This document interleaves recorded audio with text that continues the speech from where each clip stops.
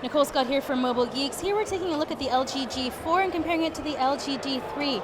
Now spec-wise there has been a definite bump, but there's a lot of things that appear to be the same that aren't. So they both have 5.5-inch displays.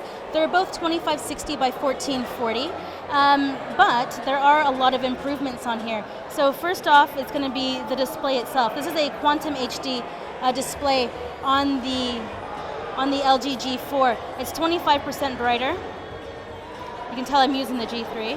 Yeah, so it's 25% brighter. You can see that it's just blowing out the display here, or the camera settings. So let's just turn that down.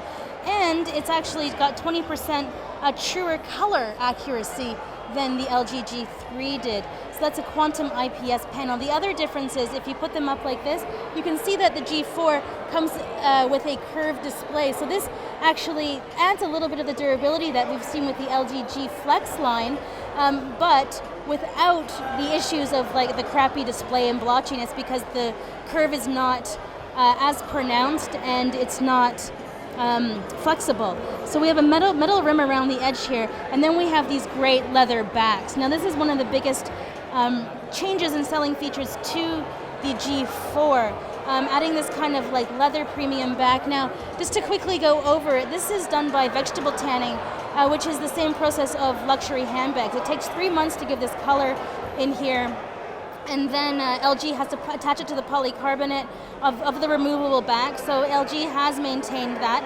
They've maintained the removable back with the microSD card slots, the unique back button feature here. Now, but the camera has been improved. We have a 13 megapixel here, and then we have a 16 megapixel here. They've kept the two-tone flash, but and the laser autofocus. But one difference is they've added in on the G4, there's actually a color spectrum sensor. So while it's taking the photo, it's actually going to there's a dedicated sensor for the white balance. So the colors of the camera photos are actually going to be a lot more true than what we had on the LG G3. Now this was a great camera, but it didn't take greatest photos with backlighting as I thought, and I hear that the f.18 aperture on this one is actually going to help with a lot of the backlighting and noise on the low lighting conditions.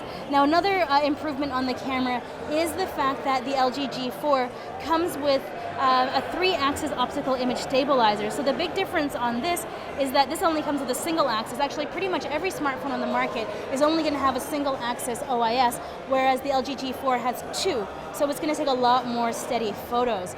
Now this has just been kind of a basic run through between the differences of the LG G3 and the LG G4.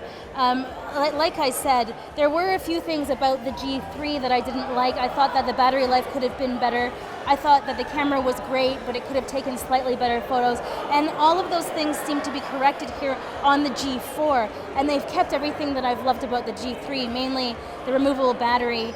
And the one thing that I need to mention that I'm missing from the LG G4 is the fact that it doesn't come with quick charge. So this is actually extremely disappointing. A lot of other flagships currently on the market come with that. I mean, the LG G3 didn't have that, but it also came with the Qi wireless charging. All right, so this has just been a kind of quick and dirty comparison of the LG G3 versus the LG G4. One thing I didn't mention, this weighs a little bit more, 155 versus 159, I believe.